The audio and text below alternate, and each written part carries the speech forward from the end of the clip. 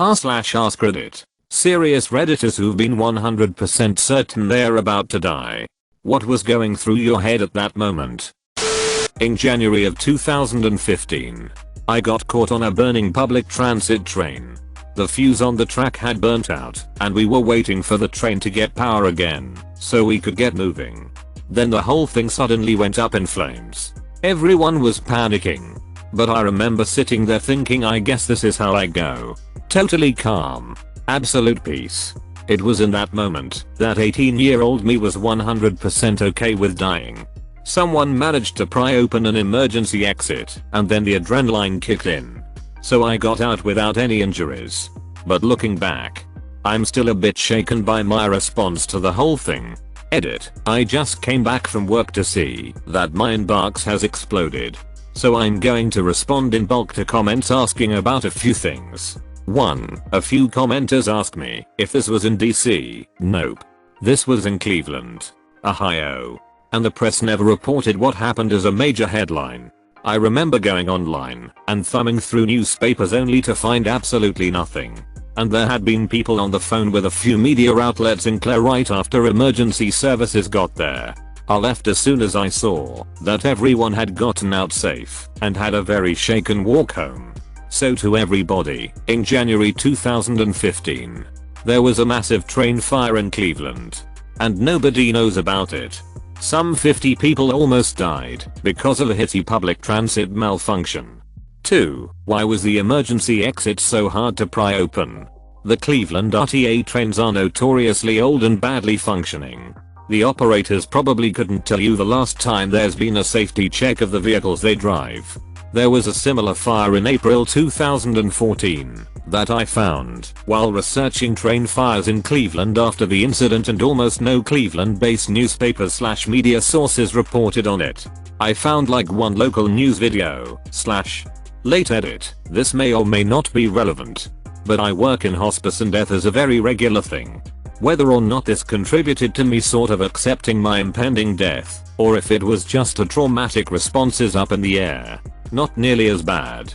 But the last time I went snorkeling in the Keys, I thought I was going to die. The water was a bit choppy. So between that and the jellyfish every 10-15 feet, I swam back to the boat after a few minutes in the water. The moment I get back on the boat, I start getting motion sick. No problem.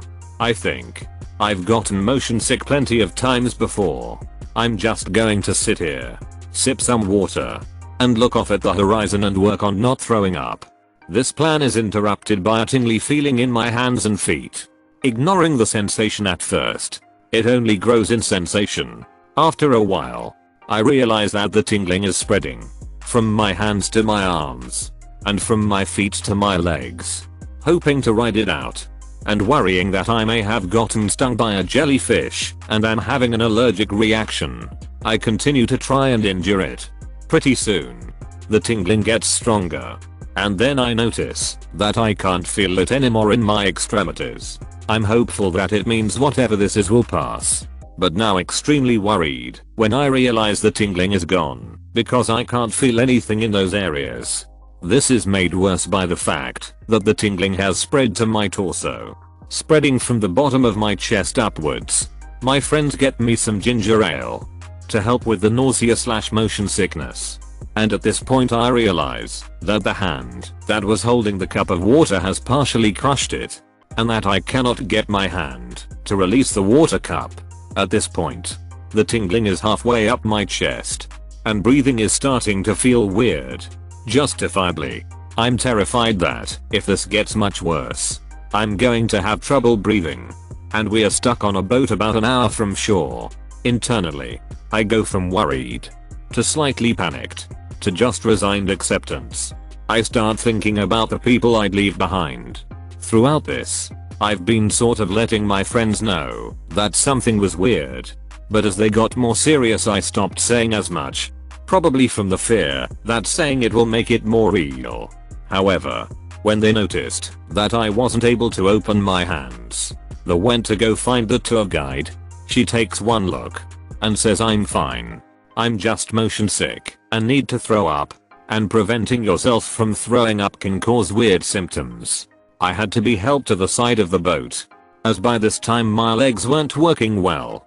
But I did feel much better after upchucking breakfast. I spent the next 2-3 hours of the tour just dry heaving over the side of the boat. Not fun. Still. For a few moments there I seriously thought I was dying. And it was an odd mix of fear and resigned calmness. Really? I get motion sickness pretty easily and have thrown up on planes a few times. And resisted throwing up on planes at least a dozen or more. I've never had this sensation before. Now I'm going to be worried that this will hit me next time. Had a really hitty boyfriend in college start hitting me around the neck and head with a cat scratching post. The kind that's just a pole on a heavy base. I remember hoping that he would at least call the police so that my mom would know what happened to me. And being scared that he would bury somewhere and lie about it so they would never find me. Then I blacked out and woke up in the shower. He tried to convince me that I had slipped and fallen. Please tell me they put that psycho away for attempted murder. I was 10 minutes into a 3-hour flight and seated in the back row next to the toilet. There was a huge bang. The lights in the cabin flickered and dimmed. The plane wobbled hard in the air. I could smell smoke instantly. And an ear-deafening bad engine sound started up. I looked over at the flight attendant, who was still strapped to the fold-down seat right next to me. She has a look of pure terror on her face. That's when I knew I was going to die. I was profoundly pissed off. I thought, duck, this is how I go now? I thought about all of the crap I made it through in life and really regretted that I wouldn't get to continue that progress. I was mad that I was going to die when traveling for work. I thought about trying to text the people I love, but didn't want to mess with the navigation systems of the plane in case there was some way we could survive. We had lost an engine because we struck a goose. The plane turned around and returned to the airport easily and safely, as we still had 3 or 4 engines.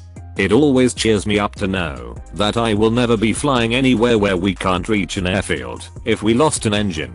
Even a twin-engine airline like the 777 can get home from over the North Pole on just the one. You're in a pickle with a total engine failure, but they're so rare they're not worth worrying about as a passenger. Yeah. I was totally okay with the commotion, because I knew that airplanes have tons of redundancies built in.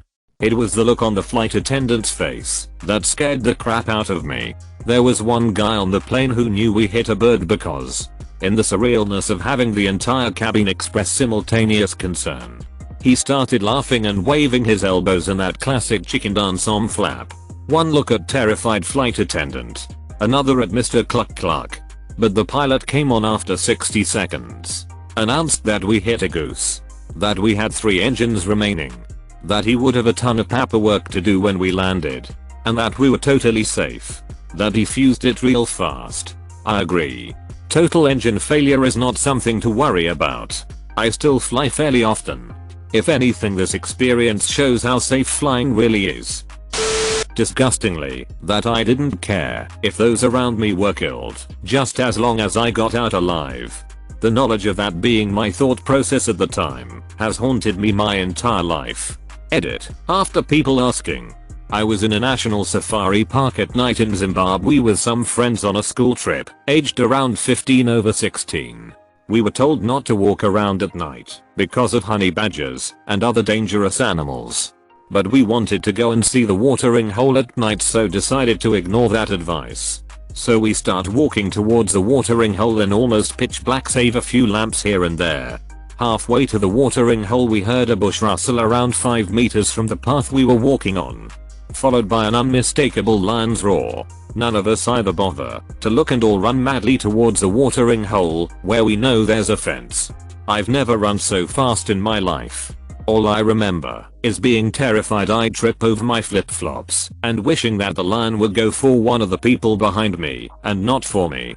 It's that final thought that ducks with me.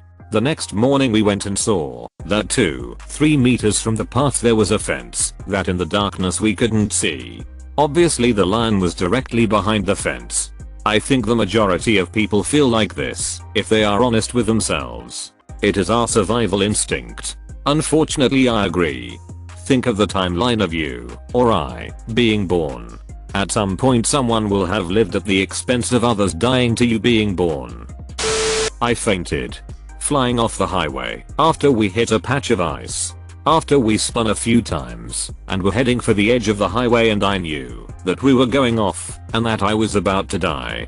Out I went. Rolled a few times and landed in a snowbank. I came to hanging upside down.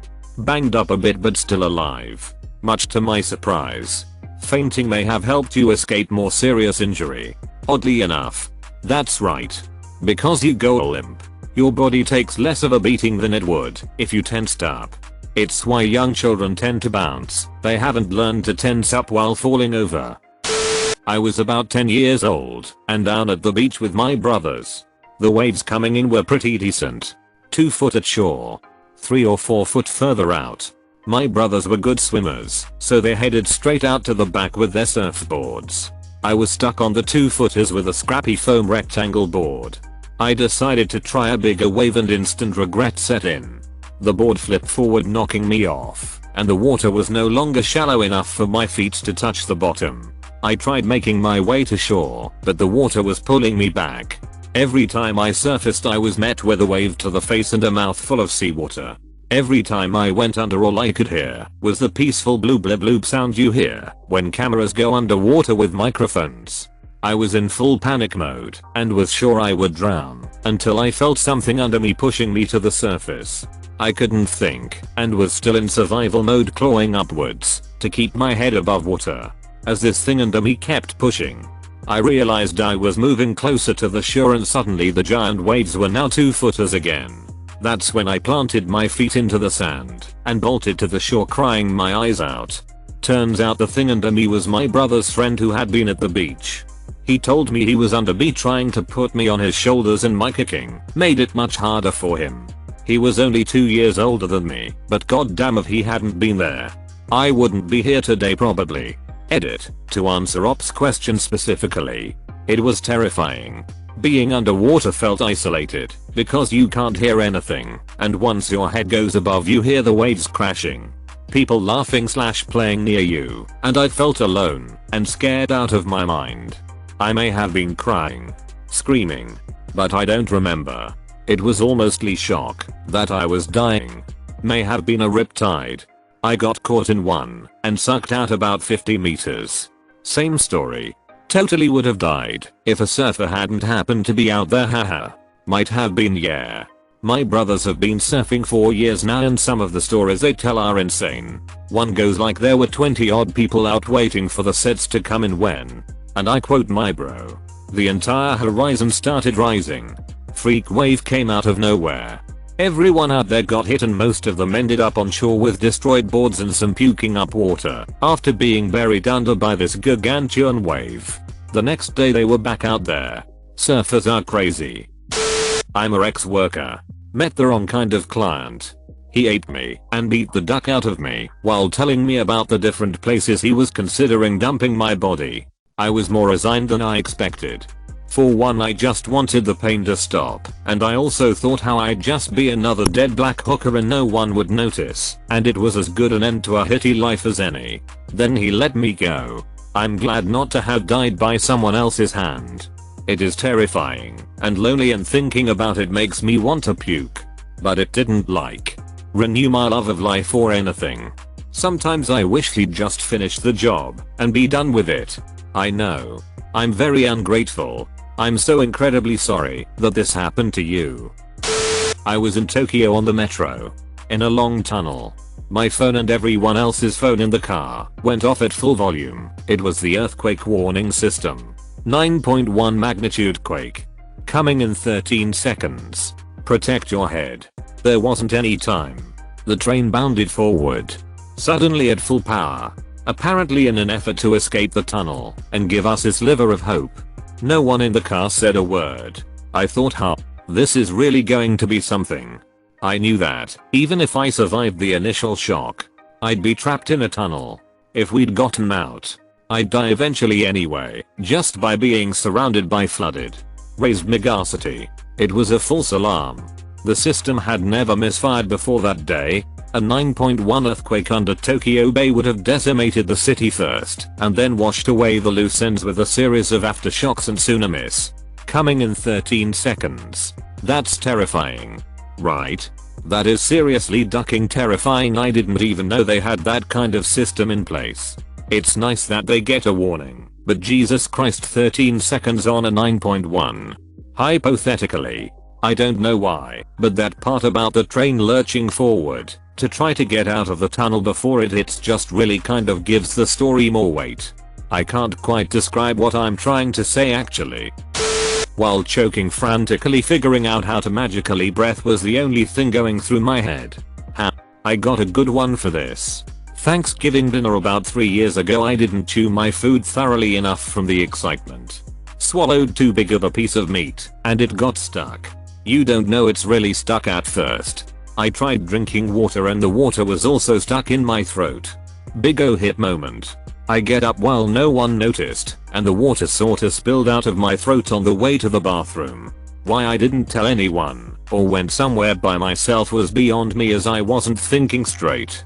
I tried sticking my fingers down my throat, hitting my chest, etc. and people started noticing. At this point, I'm like, I can't breathe. WTF. I'm going to die like this? Panic mode from everyone, and I started losing my vision. Miraculously my girl's uncle knew the Heimlich maneuver somehow and saved me.